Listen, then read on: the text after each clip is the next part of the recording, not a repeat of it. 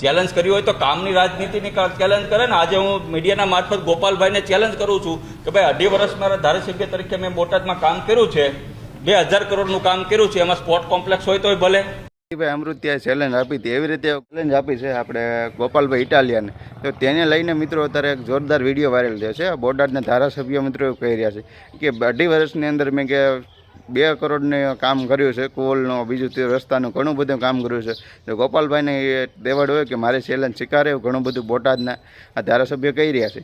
તો હવે આ બોટાદ પણ આવી ગયું છે મિત્રો મેદાનમાં, એટલે કે ગોપાલભાઈ સામે આવી ગયું છે બોટાદ કે જો તેવડ હોય તો હું કામ કરું, એવી રીતના આમાં કામ કરી ગઈ કે ધારા આપણે ચેલેન્જ કરો કે તો ખબર પડે કે કેમ થાય બધું કામ।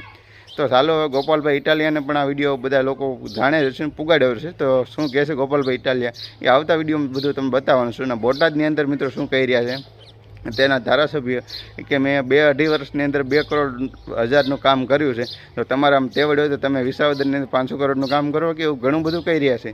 બધું તમને આખું વિડીયો અંદર બતાવવાનો છો। વિડીયો સારો લાગે તો લાઈક કરો, ચેનલ પર ન હોય તો મિત્રો સબસ્ક્રાઈબ કરો। અને શું આ ચેલેન્જ હવે ગોપાલભાઈ ઇટાલિયા સ્વીકારશે કે નહીં, તમને શું લાગે છે મિત્રો કમેન્ટ બોક્સની અંદર બતાવજો, કારણ કે ગોપાલભાઈ ખેડૂત પુત્ર છે એમ કહી રહ્યા છે કે હું આવ્યો છું, હું કામ કરી અને બતાવીશ તો કામ કરશે જ। હવે આ ચેલેન્જ પણ સ્વીકારશે આપણને એવું લાગે છે। તો બસ તમારું શું કહેવાનું છે વિડીયો અંદર બતાવી દો, જેટલા પણ લોકો જોવો છો તમે બધા તો બસ ચેનલ પર ન હોય તો મિત્રો સબસ્ક્રાઈબ કરવાનું ભૂલતો નથી, કારણ કે આવાના બધા વિડીયો લઈને તમારી સાથે હું આવીશ।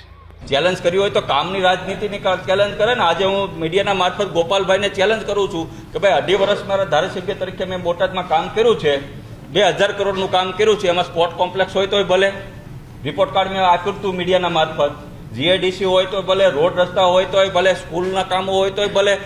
2.5 વર્ષની અંદર 2000 કરોડના કામો કર્યા છે।